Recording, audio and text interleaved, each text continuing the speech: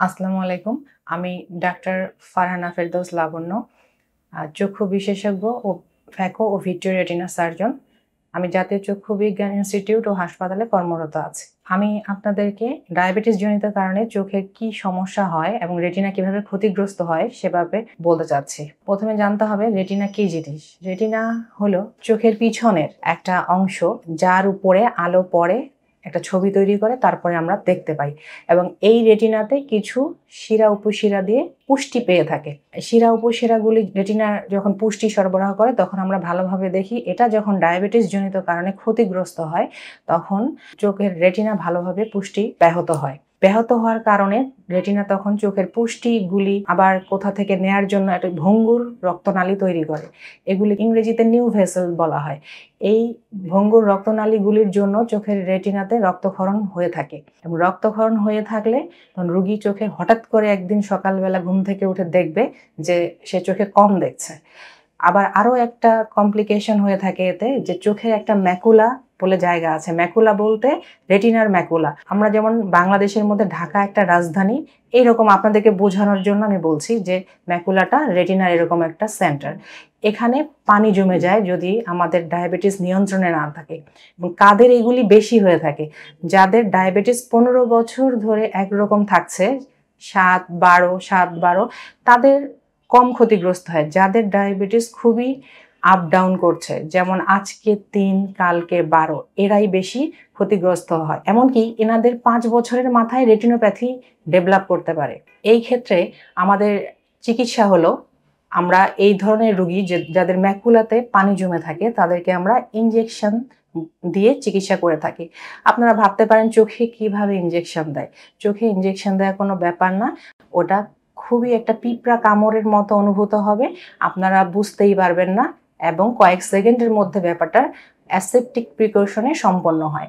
এবং কতটুকু ইনজেকশন দিতে হবে।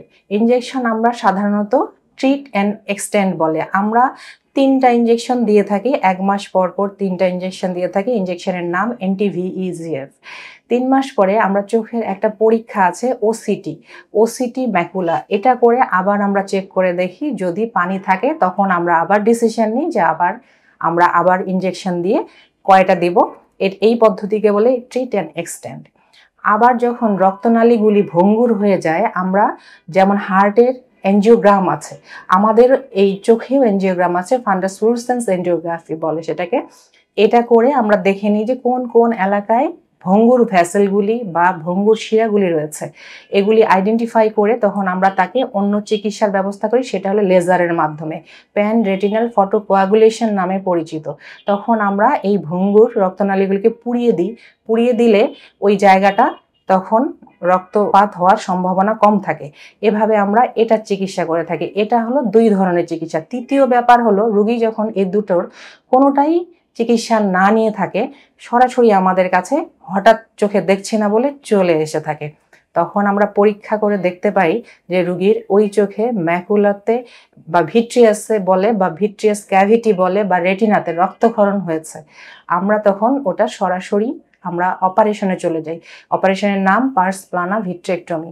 আমরা যন্ত্রের মাধ্যমে 3টা ফুটো করি চোখে, তারপরে ওখানে রক্তটা সরিয়ে ফেলে ওখানে প্রয়োজন মতো লেজার দিয়ে দিই এবং একটা ইন্টারনাল টেম্পোনেন্ট বলে একটা তৈল টাইপের পদার্থ আছে, যেটা আমরা চোখের ভিতরে রেখে দিই এবং এই তৈলটা রাখার পরে 3 মাস পরে আমরা আবার এটা বের করে ফেলি। এই ধরনের 2বার অপারেশন লাগবে সাদা মিনিমাম, এর চাইতে বেশিও লাগতে পারে। তাই আমরা আপনাদের বলবো যে ডায়াবেটিস অনিয়ন্ত্রিত থাকলে আপনারা আমাদের কাছে আসুন এবং চোখের রেটিনা স্ক্রিনিং করিয়ে নিন, ডায়াবেটিক রেটিনোপ্যাথি স্ক্রিনিং করিয়ে নিয়ে আপনারা প্রিভেনশন করুন যাতে রেটিনোপ্যাথি না হয়, চোখে রক্তক্ষরণ না হয়। রক্তক্ষরণ হয়ে গেলে অন্ধত্ব হয়ে যাওয়ার সম্ভাবনাই বেশি থাকে। ম্যাক্সিমাম রোগী বাংলাদেশে আমাদের কাছে আমরা চেম্বারে বা হসপিটালে পাচ্ছি যে যারা একেবারেই চোখে দেখছে না, তার একেবারে অ্যাডভান্স ডায়াবেটিক রেটিনাল ডিজিজ নিয়ে চলে আসছে।